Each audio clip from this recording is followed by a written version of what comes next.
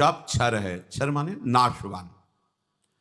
पुरुषस्य अधिदैवतम, जो अधिदैव है वो हिरण्यगर्भ ब्रह्मा का वाचक है। भगवान के संकल्प से ब्रह्मा जी उनके नाभि कमल से प्रकट होते हैं और भगवान की सामर्थ्य से ब्रह्मा जी इस संपूर्ण प्रपंच का सृजन करते हैं। तो अधिदैव ब्रह्मा जी को कहा गया। अधियज्ञो मेवात्र देहे देह भृतांबर, हे देहधारियों में श्रेष्ठ अर्जुन, इस देह में मैं अंतर्यामी रूप से विराजमान हूं, अधियज्ञ हूं। अर्थात सबके हृदय में भगवान विराजमान है। भगवान के वास का स्थान हृदय देश बताया गया है। सहस्त्र शीर्षा पुरुषाः सहस्राक्षा सहस्त्रपाद सभूमिग्वं सर्वतः प्रत्वात्यतिष्ठत् दशांगुलम, ना विषय 10 अंगुल नाप लो, जो जगह आती है उसमें भगवान विराजमान है हृदय देश में। सबके हृदय अछत अविकारी निर्विकार भाव से सच्चिदानंद भगवान हृदय देश में ही विराजमान है। ईश्वरः सर्वभूतानां हृदि सन्निविष्टः, समस्त देहधारियों के हृदय में भगवान विराजमान है। सर्वस्य चाहम हृदय सन्निविष्टो, ईश्वरः सर्वभूतानां हृदय देशे अर्जुन तिष्ठति। जहां भी देखो भगवान वर्णन करें मैं हृदय में, कहीं और बाहर खोजने की जरूरत नहीं है। इसलिए अंतर्मुख होने की जरूरत है। बाहरी क्रियाओं से भगवान को नहीं खोजा जा सकता। क्रियाएं करते करते जब अंतःकरण पवित्र हो जाता है तो अंतर्मुखता होती है। किसी क्रिया से भगवान को नहीं पाया जाता, निष्क्रिय होकर के, और हमारा स्वरूप निष्क्रिय ही है। जब हम अंतर्मुख होते हैं नाम रूप लीला धाम का आश्रय लेकर के, तब वो हमारे हृदय में ही प्रकाशित हो जाता है। नारायण या गौर श्याम को हृदय निकुंज बसइए, हृदय ही निकुंज हो जाता है और नित्य बिहारी श्यामा श्याम निरंतर उसमें रास विलास रत रहते हैं। अहमेव अत्र, भगवान कह रहे हैं अन्य योनियों में भी मैं हूं, पर उनको यह अधिकार नहीं है कि वो हमारा चिंतन करके हमें प्राप्त कर सके। वो केवल अपने पूर्वकृत कर्मों का भोग भोगेंगे बस। ये सौभाग्य तो केवल इस मनुष्य शरीर को ही है कि आप अपने पूर्वकृत कर्मों को भोगते हुए उनसे प्रभावित ना हो। अनुकूलता आवे तो हर्षित न हो, प्रतिकूलता आवे तो शोकित न हो। ये तभी हो सकता है जब भगवद आश्रय है और भजन है। भगवद आश्रय लेकर भजन करोगे तो हृदय विहारी ठाकुर हृदय में ही अनुभव में आ जाएंगे। जन्म जन्म की पीड़ा अशांति थकान मिट जाएगी भगवत साक्षात्कार होते ही। देह भृतांबर का मतलब है कि देहधारियों में वही श्रेष्ठ है जो देह धारण करके पुनः फिर कर्म प्रपंच से युक्त होकर देह ना धारण करे। अर्थात अब हमारा जन्म कर्म संस्कार के बंधनों से आगे ना हो, ये अंतिम जन्म हमारा हो, तभी देह धारण करना श्रेष्ठ है, क्योंकि ये अंतिम देह है।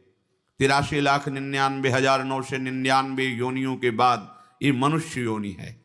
इस मनुष्य योनि के बाद फिर तुम्हें गिरना पड़ेगा नीचे की योनियों में। बहुत ऊंचाई पर चढ़ गए हो, अब यहां से हमें मुक्त होने का अवसर है साधन धाम मोक्ष कर द्वारा। तो श्री भगवान कह रहे हैं मैं ही ब्रह्म हूं।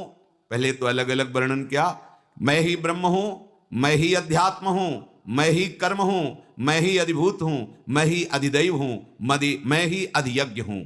कहने मात्र के लिए ये शब्द हैं, केवल मैं ही मैं हूं। बस इतना जहां समझ लिया, सब प्रभु हैं। आपके संचित जितने कर्म सब भस्म हो जाएंगे, इसका प्रभाव है। जे भी आप ये जान गए कि सब कुछ ये अंदर की बात, बुद्धि से नहीं, वाणी से केवल नहीं, अनुभव वासुदेवाश्वरमिति, सब कर्म संस्कार भस्म हो गए। अब उसके अंतिम निर्णय में कोई संशय नहीं रहा, क्योंकि मदभावा वो भगवत भाव को प्राप्त हो गया। सब जगह प्रभु है। इसलिए आगे भगवान कह रहे अंत काले च मामेव स्मरन् मुक्त्वा कलेवरम यह प्रयाति मद्भावम याति नास्त्यत्र संशयः। हे अर्जुन, जो मनुष्य अंत काल में मेरा स्मरण कर लेता है वो शरीर छोड़कर सीधे मेरे को प्राप्त होता है। वो मेरा स्वरूप हो जाता है, मेरे को प्राप्त कर लेता है। याति नास्त्यत्र संशयः, इसमें बिल्कुल संशय मत करना। हो। भगवान कृपा करके बता रहे, संशय मत करना, क्योंकि जीव का स्वभाव है ना संशय कर लेना। इसलिए भगवान इस श्लोक में कह रहे, मदभावम याति नास्त्यत्र संशया, तुम्हें अन्य अब कोई संशय मिलाने की जरूरत नहीं है। अंत काल में मेरा स्मरण करते हुए जो शरीर छोड़ता है, इसका तात्पर्य हुआ कि जीवन तुम्हें भगवान की प्राप्ति के लिए मिला है। अब तुमने बाल्यावस्था खेल कूद में व्यतीत कर दी, और जवानी में एक भूत चढ़ता है भोगों का, जौवन ज्वर के नहीं बलकावा। ये जवानी का बुखार बड़े बड़ों को चढ़ जाता है।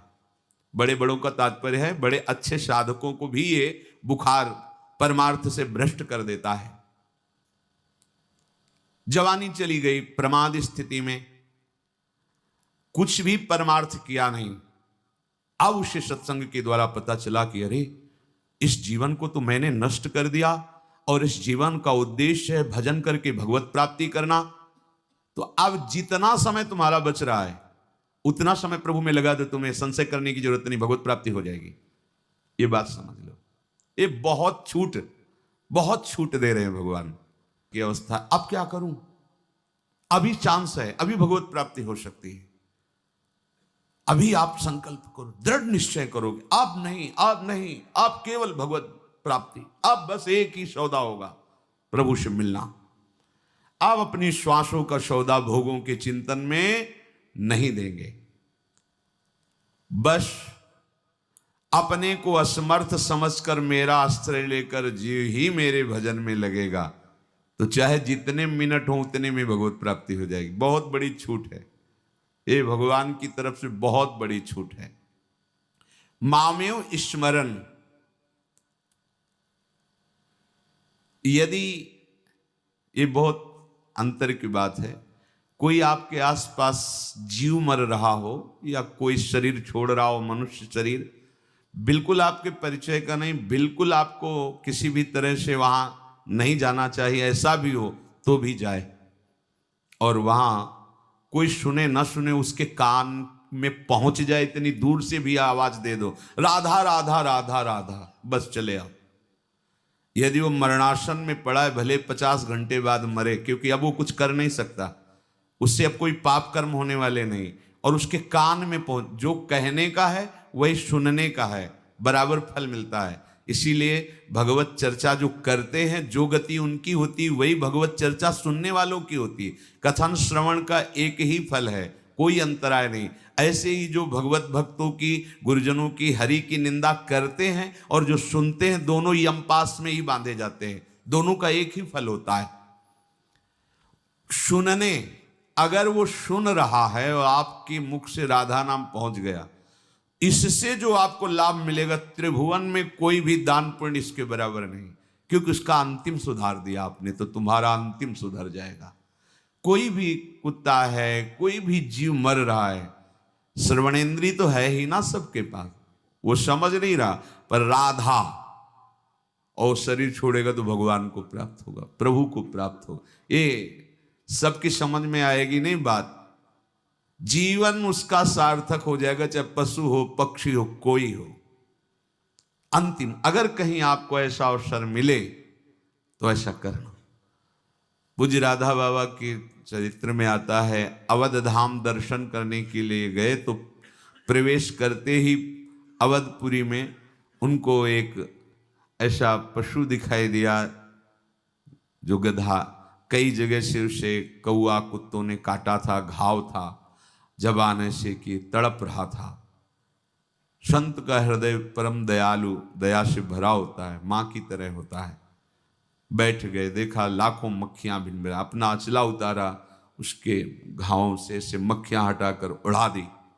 देखो कैसा संयोग, अवधपुरी का प्रभाव उस जीव को मिल रहा है। एक भगवत साक्षात्कार किए हुए महापुरुष का वस्त्र उसके शरीर, बाबा उसके मस्तक पर हाथ है से, और बाबा राधा नाम प्रेमी, अयोध्या में सुना रहे हैं उसको, राधा राधा राधा।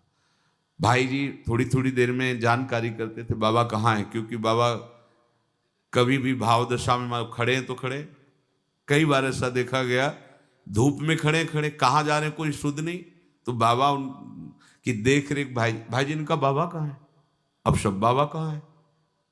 पीछे लौटे, वहां देखा बैठे ऐसे दुलार कर रहे हैं, लाल काशाय वस्त्र उड़ाए हुए। कितना सौभाग्य उस जीव का धाम की कृपा से मिला। देखो बाबा कनक बिहारी जी के दर्शन का एक समय है, आप चलो, तो उनका नहीं, अब जब तक इसको भगवत प्राप्ति नहीं हो जाती हम उठ के जाने वाले नहीं। अब ऐसे महापुरुष का संकल्प, थोड़ी देर में उसके प्राण निकल गए वो दर्शन करने। ये किसी भी जीव का यदि अंतिम समय हो, आप बराबर ना टिक पाए, तो उसके पास नाम सुना दीजिए। उसको सुनने मात्र से उसकी भगवत प्राप्ति हो जाएगी, भले 3 दिन बाद मरे, क्योंकि वो कोई कर्म नहीं कर सकता, चाहे मनुष्य हो कोई जीव। जब अंतिम स्थिति होती, शिथिल स्थिति होती, उसमें शुभ अशुभ कोई कर्म नहीं कर सकता, तो अंतिम समय उसका माना जाता है। अंतिम कर्म उसका वही होगा जो आपने नाम सुना दिया, ये उसका कल्याण कर देगा, परम कल्याण कर देगा। शिव भगवान कहते हैं कि जिन्होंने पूर्वाभ्यास किया है भजन का, जैसे लगे हो आप सब भजन मार्ग में, तो अंत काल में उसकी स्मृति की वृत्ति अभ्यासवत आएगी ही आएगी। यदि नहीं आ पाती किसी कारणवश, मूर्छावश, भयानक कष्टवश, और कोई और याद आता है, कोई मनुष्य, कोई पशु पक्षी, तो जीवन भर भजन किया है तो उस रूप को हटा के भगवान प्रकट हो जाते हैं। मान लो उसके ध्यान में कोई पशु आ गया, तो पशु का पर्दा हट जाएगा और भगवान वहां विराजमान। अंत का कह रहे हैं मत संशय करना, क्योंकि जीवन भर मेरा भजन किया, अभ्यास किया है। तो आप कह सकते हैं कि वो भरत जी का चरित्र, ये उदाहरण के लिए दिया है। भरत जी पहले ही मोक्ष पदवी को प्राप्त महापुरुष हैं, क्योंकि भगवान ऋषभ देव जी के अंश से प्रकट हैं, परम अंश पहले ही है। भगवान जगत शिक्षा देने के लिए अपने समान महापुरुषों के साथ ही लीला करते हैं। जैसे नारद जी को ब्याह के लिए व्याकुल हो जाना, नारद जी में कहीं भी स्वप्न में कहीं भी किंचन मात्र कभी कोई विकार जागृत नहीं हो सकता, क्योंकि वो भगवान के साक्षात स्वरूप है। पर लीला जब होती तो समान स्थिति वालों के साथ ही वो लीला होती। तो प्रभु ये करके हमें शिक्षा देते, अन्यथा जो भगवत साक्षात्कार किए हुए महापुरुष हैं उनमें किसी भी विकार का कभी भी कहीं भी प्रवेश नहीं हो सकता। नहीं तो फिर भगवत साक्षात्कार का मतलब क्या रहा? अगर भगवत साक्षात्कार के बाद भी काम परास्त करता है तो इसकी महिमा क्या रह गई भगवत साक्षात्कार? पर ये तो भगवान के अवतारों में गणना होती नारद जी की। तो इसका मतलब है भगवान अपने आप से लीला करके हमें उपदेश करते हैं कि ये विकार बहुत बलवान है, अहंकार मत करना। मद भावम, जीवन भर मेरे भाव में रहा, अंतिम समय उसको कोई भी रूप आ जाए तो श्री कृष्ण रूप हो जाएगा। ये आंतरिक बात है, वो भगवत स्वरूप को भी प्राप्त होगा। ऐसा नहीं कि अंतिम समय कोई और रूप आ गया और वो वही बन जाएगा, नहीं। क्योंकि मद भावम, वो जीवन भर भगवान के भाव में रहे कि चराचर जगत भगवान, अब सब भगवान का स्वरूप उसे दिखाई देगा। चाहे चिड़िया आवे, चाहे कोई भी आप वस्तु पदार्थ, वो तत्काल भगवत स्वरूप होगा और उसको परम पद की प्राप्ति होगी। ये आंतरिक बात है। भगवान की उपासना करने वालों के अंतिम समय में भगवान जब देखते हैं कि स्मरण करने लायक नहीं रह गया है, इसके यंत्र जो करण हैं सब विक्षिप्त हो रहे हैं, मूर्छित अवस्था को, तो भगवान स्वयं उसके हृदय में स्मृति रूप से स्फुरित हो जाते हैं। पीछे भी वर्णन हुआ है। चाहे वो किसी भी भाव का उपासक हो, प्रभु की किसी भी भाव का उपासक हो, भगवान का स्मरण करके शरीर छोड़ने वालों को तो भगवान की प्राप्ति होती ही है। पर जीवन में भजन नहीं किया है, वो अंतिम समय भगवान का नाम आ जाए किसी बहाने से, या सुनने को मिल जाए, या ऐसा भी किया जा सकता है।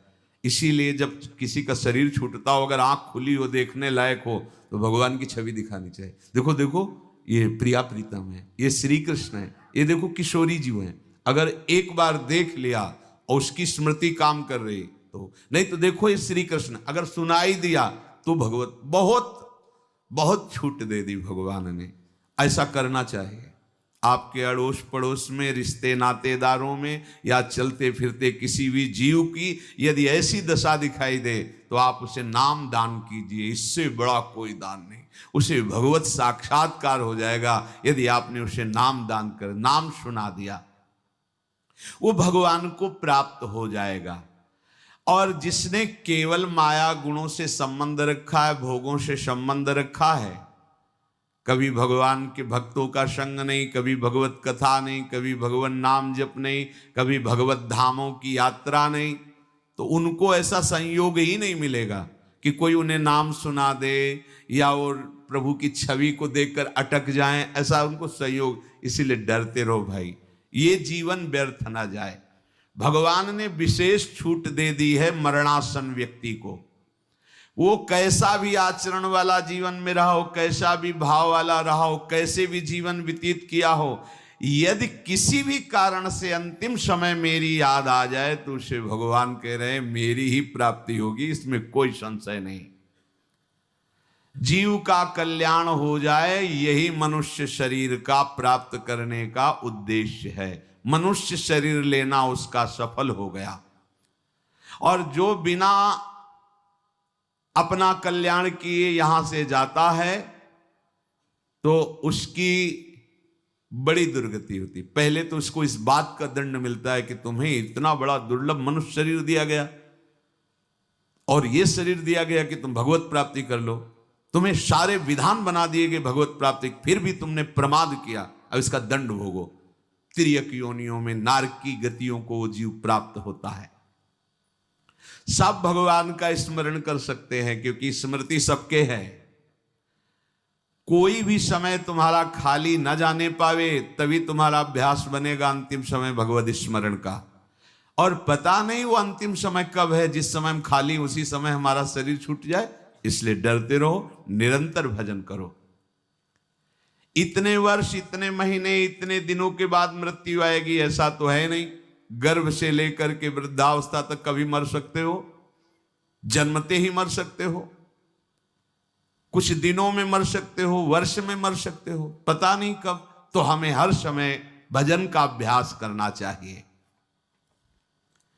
अगर किसी का शरीर छूटने का समय है कि वो बीमार रहता है, पड़ा है जाए, तो अगर आपके पास समय हो तो रोज जाके थोड़ी देर भगवत चर्चा सुना देनी चाहिए, भगवत कीर्तन सुना देना। बहुत बड़ी ये, इससे बड़ा त्रिभुवन में कोई दान नहीं। सबसे बड़ा त्रिभुवन में यही दान होगा कि कोई बीमार हो, मरणासन में हो, तो उनके परिवार वालों के हाथ जोड़ के हमें कुछ चाहिए नहीं, बस हमें 10 मिनट समय दे दो, भगवान का गोपाल शास्त्र नाम सुना दे, कोई भगवान के पद सुना दे, प्रियालाल की यश कीर्ति सुना दे, उनका नाम कीर्तन कर दे और प्रणाम करके भगवान इस जीव का परम कल्याण कर दो। हे नाथ, इसको स्वीकार। इसे जानते हो, तुम भगवत पार्षद पद में जाओगे, सीधे श्री जी के अत्यंत कृपा पात्र बनोगे अगर आप ऐसा। पर ऐसा वही कर सकता है जो मान रहित है।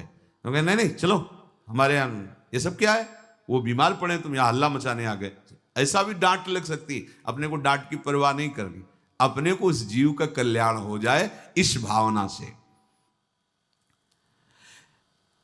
अजामिल जी ने पुत्र को बुलाया था नारायण, बड़ी महिमा भगवान के नाम की। देखो आपने लोग तो धामवासी हैं, बिल्कुल चिंता नहीं करना। तस्मात् शास्त्रम प्रमाणम, इसका प्रमाण है। अयोध्या, मथुरा, माया, काशी, कांची, अवंतिका, पुरी, द्वारावती, चयु सप्तहिता मोक्षदायिका।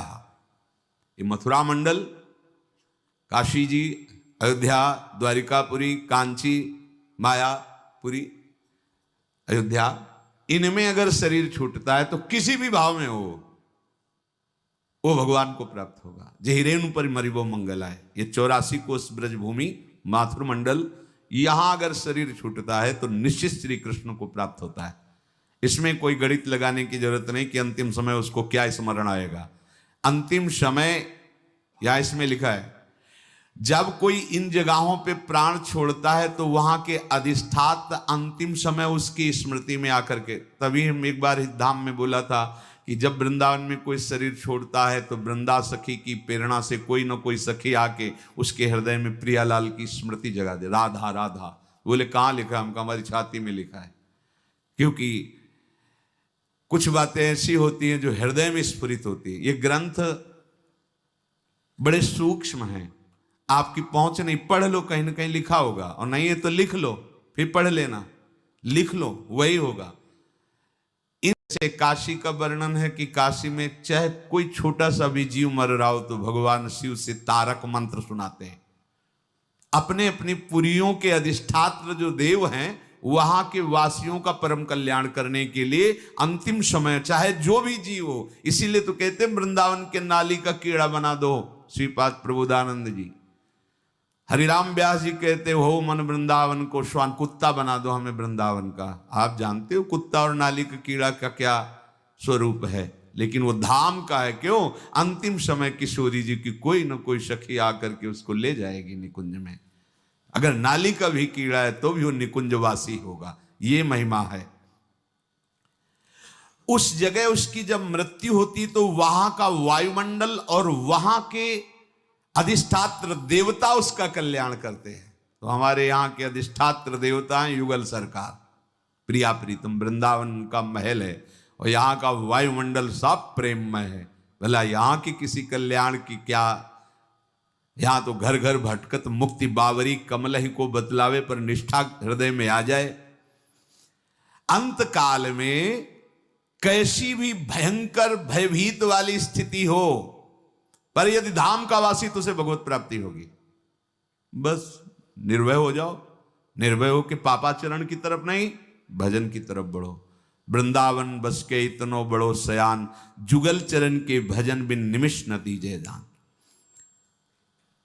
आशा ममता, शरीर, कुटुंब, रुपया, पैसा, जब धाम वास किया जाता है तो इनका संबंध हटा दिया जाता है, इनका बल नहीं रखा जाता, धामी का बल रखा जाता है। हमारा भरण पोषण धामी से होता है, हमारा पूरा जीवन धामी के आश्रित है। किसी भी व्यक्ति, किसी भी वस्तु, किसी भी पदार्थ से हमारा संबंध नहीं, क्योंकि वस्तु, व्यक्ति, पदार्थ जितना भी यहां, वो सब स्वामिनी जी का है और स्वामिनी जी की हम परिचर्या में है। हमारा पर्सनल किसी से कोई संबंध नहीं, हमारा पर्सनल कुछ भी नहीं है, हमारा कोई भी नहीं है, कहीं भी नहीं है। अभी जीवन मुक्त हो, अभी जीवन मुक्त। देखो ना, नारायण शब्द का उच्चारण पुत्र के बहाने से किया, परम पद मिल गया। श्री परीक्षित जी महाराज ने पूछा कि प्रभु, जब नरकों की गति का वर्णन श्री परमहंस आचार्य श्री सुखदेव जी ने किया तो परीक्षित जी ने कहा, प्रभु ये तो बड़ी दुर्गति होती है जीवों की, कैसे बचा जा सकता है इन नरकों से? भयंकर यंत्रणा होती, भयंकर यातना पूर्ण नरकों में ना जाना पड़े, जो अभी आपने 5वें स्कंद में सुनाया। कोई उपाय है? हूं कहा, तस्मात् पुरैवास्मि पाप निष्कृतौ यतेत मृत्युरविपद्यतात्मना दोषस्य दृष्ट्वा गुरुलाघवं यथा भिषक चिकित्सेत रुजाम निदानविद। परीक्षित, इसीलिए बड़ी सावधानी से, सजगता पूर्वक मृत्यु आने के पहले जो जो तुमने पाप इस जन्म में किए हैं उनका प्रायश्चित कर डालो। पूर्व जन्म में जो जमा हुआ पाप है उनको नाश कर डालो, नहीं फिर दुर्गति कर देंगे। जैसे रोग के प्रारंभ में ही मर्मज्ञ चिकित्सक का आश्रय लेकर रोगों का नाश कर देते हैं, ऐसे ही मर्मज्ञ भागवतिक महापुरुषों का आश्रय लेकर के निष्पाप हो जाओ, नहीं तो निश्चित नरक भोगने पड़ेंगे। परीक्षित जी ने कहा, प्रभु राजदंड, समाजदंड, लौकिक यातना और नरक गमन आदि, ये उसके पाप को भुगताने के लिए ही तो होता है। पर प्रभु वो क्या पाप भुगतने के बाद फिर पाप करना बंद कर देगा? नहीं, क्योंकि पाप नष्ट हो गए दंड के द्वारा, पर पाप प्रवृत्ति तो बनी रही, फिर वो पाप करेगा, फिर वो पाप करेगा। ऐसी अवस्था में क्या उसका प्रायश्चित हुआ? फिर वो इकट्ठा कर लेगा पाप। अगर प्रायश्चित के द्वारा पाप नष्ट हो जाते हैं तो पाप की प्रवृत्ति तो बनी रहती है, देहाभिमान तो बना रहता है। प्रभु फिर ऐसे पुरुष का प्रायश्चित तो ऐसा हुआ जैसे हाथी का स्नान। तो वास्तविक प्रायश्चित क्या होगा कि ना पाप रहे और ना पाप प्रवृत्ति रहे। श्री सुखदेव जी ने कहा, परीक्षित बड़ा सुंदर प्रश्न किया, ये किसी प्रायश्चित से नहीं हो सकता। कर्म के द्वारा कर्म बीज का नाश नहीं हो सकता, ये श्री शुकाचार्य जी के वचन हैं। क्योंकि कर्म अज्ञान की धरा में होते हैं। जब अज्ञान की धरा होती तो कुछ अच्छे कर्म होते हैं, कुछ बुरे कर्म होते हैं, और ये होते ही रहेंगे तो कैसे प्रपंच से वो निवृत्त हो पाएगा। हां, जो केवल सुपथ्य का सेवन करे, वैद्य की आज्ञा के अनुसार चले, कुपथ्य सेवन न करे, तो रोग धीरे धीरे फिर नष्ट हो जाएगा। वैद्य है सदगुरुदेव, सुपथ्य है उनका बताया हुआ उपासना मार्ग, और कुपथ्य है जो निषेध किया गया उसे स्वीकार न करो, तो ये भवरोग नष्ट हो जाएगा। पाप और पाप के सारे जो प्रवृत्तियां हैं कराने वाली, वो नष्ट हो जाएंगी। जैसे बांसों की झुरमुट में लगी आग पूरे बांस के वन को ही जला देती है, ऐसे ही श्रद्धावान विश्वासी उपासक जब गुरुदेव का आश्रय लेता है तो ब्रह्मचर्य, तपस्या, इंद्रिय दमन, मन की स्थिरता और बाहर भीतर की पवित्रता और निरंतर भजन, इनके प्रभाव से सारे पाप और पापों की प्रवृत्ति का नाश कर देता है। प्रभु की शरणागति में कोई बिरले ही इस आज्ञा के अनुसार चल पाते हैं। इसीलिए जैसे कोहरे को केवल सूर्य ही हटा सकते हैं, दीपक आदि की सामर्थ्य नहीं, ऐसे ही पाप प्रवृत्ति और पापों का नाश केवल भगवान के आश्रय से हो सकता है। गुरुदेव की आज्ञा में रहकर भगवत भजन करते हुए निष्पाप, अरे आप निष्पाप क्या, दूसरों को निष्पाप, मम भक्ति युक्तो भुवनम पुनातु, भुवनों को पावन करने की सामर्थ्य आ जाती है।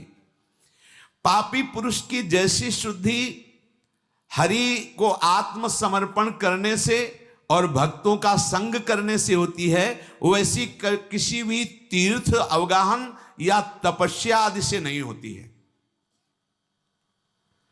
पापी पुरुष की जैसी शुद्धि भगवान को आत्मसमर्पण करने और उनके भक्तों का संग करने से होती है, ऐसी किसी तपस्या या तीर्थ अवगाहन आदि से नहीं होती। जगत में बड़ा गूढ़ मार्ग है भक्ति पंथ, ये सर्वश्रेष्ठ है, इसमें गिरने का भय नहीं है भक्ति पंथ में। क्योंकि करो सदा तिनके रखवारी, जिम बालक राखे महतारी। भगवत परायण सुशील साधुजन का संग करने वाला ही इस चल सकता है। परीक्षित, जैसे शराब से भरे घड़े को गंगा जल रखने पर भी उसे पवित्र नहीं माना जाता। शराब की बोतल में गंगा जल भर करके सोचो हम किसी देव आराधन कर लें, वो नहीं रहा। लेकिन एक शराब की बोतल गंगा जी में ऐसे पलटा दो तो आगे आचमन करने योग्य बना रहेगा, उसमें नहीं माना जाएगा कि इसमें शराब डाली गई। सुरसरी मिले सो पावन कैसे, ईश अनीश ही अंतर जैसे। जैसे हम नाले को छू भी नहीं सकते, लेकिन वही जब गिरता है यमुना जी में जाके तो आगे हम अवगाहन करते हैं, इस बात की कोई भी चिंता नहीं करते कि पीछे इसमें नाला मिला है। पर अगर हम एक बाल्टी यमुना जल लेके नाला में मिला दे जाके, तो क्या स्नान करने योग्य नाला हो जाएगा क्या? बस ये बात समझना है। जैसे शराब के घड़े से हम गंगा जल भरकर किसी देव अर्चन में ले जाएं तो निषेध है, वो आप नहीं कर सकते। ऐसे ही जो भगवान से विमुख पापाचरण करने वाला हृदय है, चाहे जितना तीर्थ अवगाहन करे, तपस्या करे, काम नहीं बनने वाला। अब हमें क्या करना है?